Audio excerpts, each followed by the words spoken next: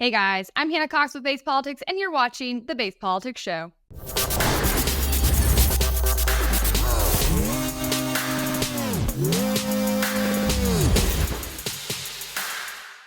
Internet sleuths have been known to solve the coldest of cold cases, produce family members that were previously unknown to one another, and catch cheaters in real time. Yet, despite the majority of Republican media being intensely focused on the matter for the past week, right-wing media conspiracy theorists have yet to come up with one credible case of an immigrant eating a pet in Ohio. But is that stopping the rumor mill? Hardly. If anything, the Springfield, Ohio Police Department declaring it has no credible cases of issues with the Haitian immigrant population stealing and eating pets, and local media tracing the reports back to an absurd Facebook post, have only bolstered the tinfoil hats in their unwavering belief that there is now a Caribbean-themed Cruella de Vil campaign against the cats of America.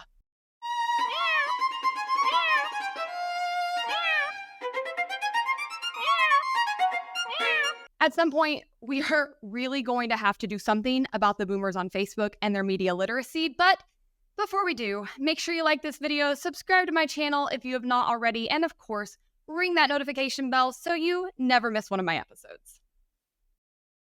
So I briefly touched on this in my episode covering the debate earlier this week, but to get you up to speed if you are not already, on social media platforms like X and Truth Social, Republicans have been having a field day spreading the story that Haitian immigrants in Springfield, Ohio were consuming wild geese and birds in regional park. The story then started gaining steam, and then it really jumped the tracks, shifted, and coalesced around the narrative that they were stealing residents' pets, namely dogs and cats, and eating them. Now, this took off like wildfire. Were there videos?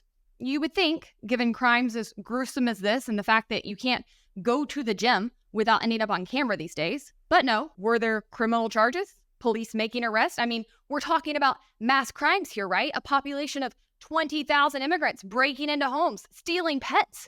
That seems like something that would turn a police force out in a town with only 60,000 people. But no, the police were blindsided by the social media hysteria. So what was propelling the story? Well, Sky News traces back the hysteria to a social media influencer who appeared at a city commission meeting in August to complain about the immigrant population, making unsubstantiated claims about crimes they were committing and demanding that the city do something.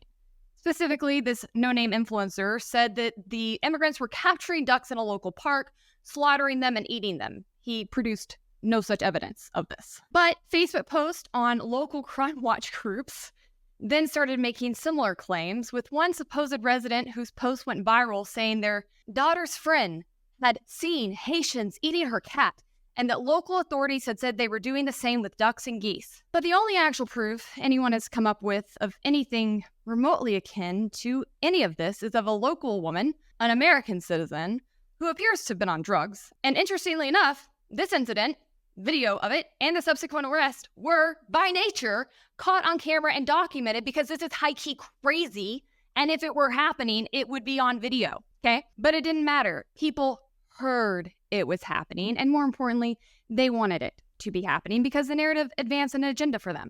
They want immigrants to be dirty and gross and dangerous, and eating animals that we don't makes this population less human than us, less deserving of decency. It allows the people buying into it to give themselves the moral paths that they want and need to write these people off and treat them like dirt. So high-level Republicans started repeating the narrative, and then people started resharing it, and then people called their politicians up in arms over the reports that they were hearing and seeing online. And then the politicians reported that people were reporting that they'd heard reports of these reports. Here we have Ted Cruz earlier this week with a meme of two kittens hugging each other that says, "Please vote for Trump so Haitian immigrants don't eat us." Here we have blowhard Charlie Kirk saying residents of Springfield, Ohio are reporting that Haitians are eating their family pets, another gift of the Biden-Harris mass immigration replacement plan. Liberals will soon be lecturing Americans on why they need to be sensitive to Haitian culture and accept this as the new normal. Elon Musk replied to him and said apparently people's cats are being eaten. J.D. Vance also took to his Twitter and said, "Months ago, I raised the issue of Haitian illegal immigrants draining social services and generally causing chaos all over Springfield, Ohio. Reports now show that people have had their pets abducted and eaten by people who shouldn't be in this country." Now, these are your usual trolls and blowhards of Republican media and politics. There's nothing out of the norm about these kinds of people running with this kind of story whatsoever. What is out of the norm is that during the presidential debate earlier this week, after Kamala prodded Trump's ego, I mean, quite masterfully, honestly, she basically insinuated that his rallies were weak and that people left them early. And this got him to come completely unraveled. He wasted an entire 2 minutes where he should have just been talking about actual immigration policy, which he should have a leg up on, you would think. But instead, he went off the rails, ranted and raved about how great his rallies were, and then brought up this claim about Haitian immigrants in Springfield, which had already been widely debunked at that point in time. This is what we call a moral panic, people. And if you're caught up in this one, please take a breath. Take a sip of water. You're going to feel very embarrassed and stupid when you look back on all this one day, but you can do better moving forward. You need to examine the facts here. I'd like to remind you of the satanic panic in the 1980s, which sprung up around daycares and began with a wave of hysteria that was fueled by unfounded allegations of widespread ritualistic child abuse. Started with the McMartin preschool case in 1983, where a mother accused daycare workers of satanic abuse, leading to a massive investigation and highly publicized trial. Yes, this went to trial. Though the claims were sensational, including secret tunnels, blood rituals, and satanic ceremonies, they were entirely baseless. There were literally no facts of this. There was no physical evidence found to support them. But the panic spread through media sensationalism, unreliable testimonies, often being coerced from children through leading questions, and books like Michelle Remembers, which falsely claimed to uncover repressed memories of satanic abuse from children. This fear engulfed communities, leading to wrongful convictions, ruined reputations and lives, and torn families, okay? There's real actual consequences to this kind of hysteria. And the satanic panic actually shares a lot of parallels with other moral panics. You can study them throughout history, including things like the Red Scare or the witch hunts. In each case, irrational fear and mass hysteria are fueled by authority figures and media and public sentiment, often scapegoating innocent people based on dubious evidence or social anxieties. And not only is this reminiscent of other moral panics, it is also not the first time immigrants have been targeted for what they eat. In fact, racist bullying over immigrants' food customs is as tale as old as time. Even foods we have now mainstreamed, like Italians' garlic pastas or Asian stir-fried dishes, were at times in history considered smelly or low grade when they were the dominant populations trying to immigrate here. And I also want to point out that poor people do often have to eat foods that others see as beneath them or that are less than ideal. If you've never been in such a position, you should be so thankful. I know my own family, which is as American as they come, I don't even know how long we've been here, had to hunt and eat possum when my dad was growing up in Alabama to survive. And you know what? They never complained, because that's what you did. Instead of taking a handout, they were happy to work and provide for themselves, as it seems these Haitians are. They are trying to work. They're not looking for welfare. They're looking for work, and they're getting demonized. This is a quote from Brian Heck. He's the Springfield city manager, and he made a video statement earlier this week about all this and said, "It is disappointing that some of the narrative surrounding our city has been skewed by misinformation circulating on social media and further amplified by political rhetoric in the current highly charged presidential election cycle." 10 WBNS local media in Springfield spoke with other locals as well, and they noted that city leaders, along with the police and the Parks Department, have refuted all of these claims. Quote, "It's sad that there's so many mistruths and dishonest comments being made about this population," said local John Brown. "I don't know the source, but talking with the city, police chief, and others, there's no substantiation of these rumors." Another quote, "The Haitian community is here. They're going to be here. They're going to start businesses here. We do have an issue with the driving that can be fixed," said local James Stewart. "We do have issues with violent crime, but it's not being committed by the Haitians."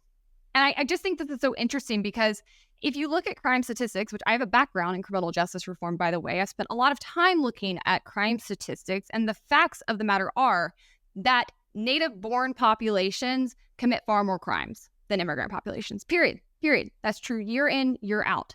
And yet we always want to focus on immigrant crime. Isn't that weird? And yet again, we're not even talking about crime here. There's been not a single charge filed. Okay, not one. There's a video circulating on Twitter. Frank Luntz shared it, and this is a factory CEO in Springfield who said, "Our Haitian associates come to work every day. They don't have drug problems. They'll stay at their machines. They'll achieve their numbers. They're here to work." That's a sharp difference from what we're used to.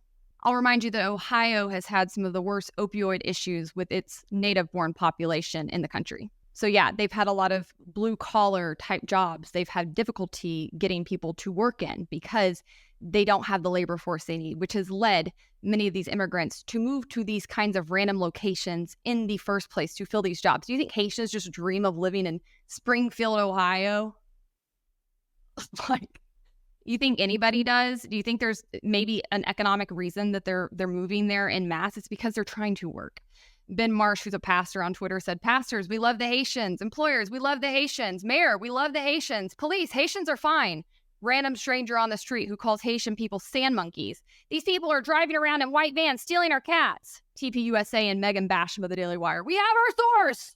Despite no evidence that this is happening and overwhelming evidence that it is not, my comments are still filled with people refusing to back off this story, and it's honestly sad to watch. JD Vance has even had to back down, but not fully. There's been no apology to these people, no mea culpa, despite the fact that these kinds of stories can actually cause violence and retaliation towards whole population groups. After being called out for his pretty blatant racism and running with the story, despite the fact that it had been refuted and debunked over and over on CNN, Caitlin Collins actually said to him, "If someone calls your office and says they saw Bigfoot, that doesn't mean they saw Bigfoot. You have a sense of responsibility as a running mate," and he certainly does as their candidate, to not promote false information, right? To which he tried to sidestep and be like, "Well, immigrants are a problem, though." He took to Twitter with this lame excuse. He said, "In the last several weeks, my office has received many inquiries from actual residents of Springfield who said their neighbors' pets or local wildlife were abducted by Haitian migrants. It's possible, of course, all of these rumors will turn out to be false." Yeah, it is possible, JD, because there's nothing backing them up. They're calling your office to report it because you're telling them that it's happening, and they're hearing that it's happening in the media, so they're freaking out.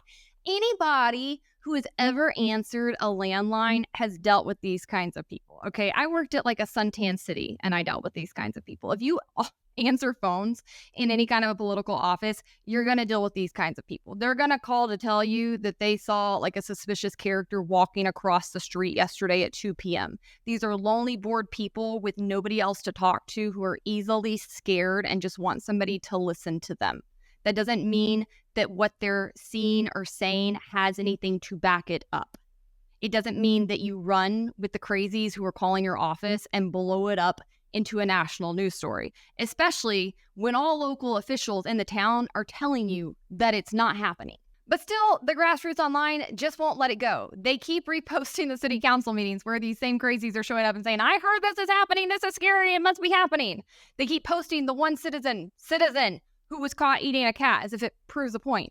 They keep insisting it's happening. I don't know what to do with an American population that's like this. I just don't. I keep saying that nothing gets better until Americans get smarter, until they, at the very least, have some semblance of media literacy. But I mean, even moreover, just a lick of common sense, an ability to probe information that they're being given, to ask actual questions, to be able to accept new information when they've been told something that's false and they are given information that proves it's false, to be able to let it go. Instead, what we see is people in a very thick tribal mentality, and because they are in lockstep with a certain group of people, they have to believe that what they're being told by those people is true, because if they in any way break with them, then they have to start questioning a whole lot of other stuff these people are telling them are true, and that might shatter their worldviews. But you really just can't overstate how gullible and naive people are being to buy into this. Isaac Saul, who owns an independent media company,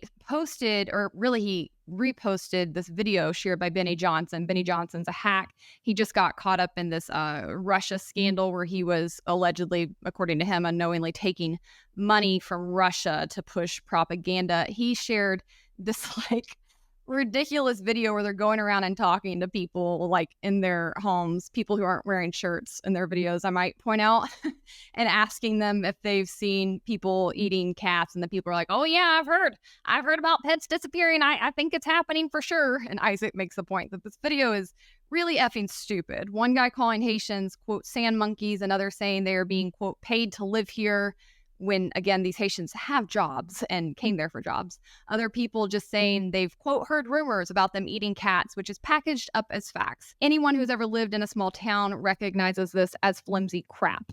He also pointed out by far the most telling part is that the Haitians being told these rumors are literally laughing in the guy's face. But as for the grass tops who are pushing this, the media figures, the leaders in the GOP taking out billboards, the politicians themselves, you're losing credibility so rapidly, not just on issues, but as people in general. Watching these discussions go down online, seeing them brought up on a presidential debate stage, I can't tell you how bizarre it is as somebody outside the two-party system watching it. This feels like when I'm at a public event and you get cornered by that one like really socially awkward weirdo, like the mouth breather that just won't stop talking to you about their weird conspiracy theories. You're like, please get away from me.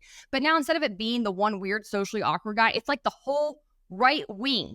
It's crazy. I don't think I should have to spell this out, but if you want to be taken seriously at all, moreover, if you want to be taken seriously on things like immigration policy reform, you cannot behave this way. I think most Americans are open to a conversation on fixing our immigration system, but they are not going to want options from the people who run with these kinds of ridiculous and racist stories. Just to leave things on a lighter note, I thought this Twitter post was absolutely hilarious. Jasmine Wright said, wow, cats have had a hell of an election season, huh?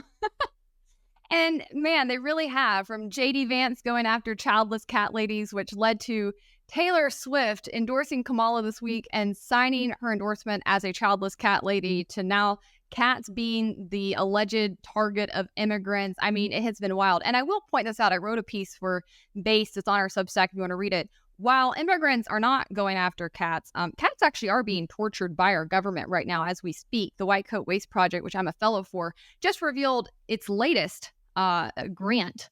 This one by the NIH. They have a $1.7 million grant that they gave Georgia Tech in collusion with a Russian lab.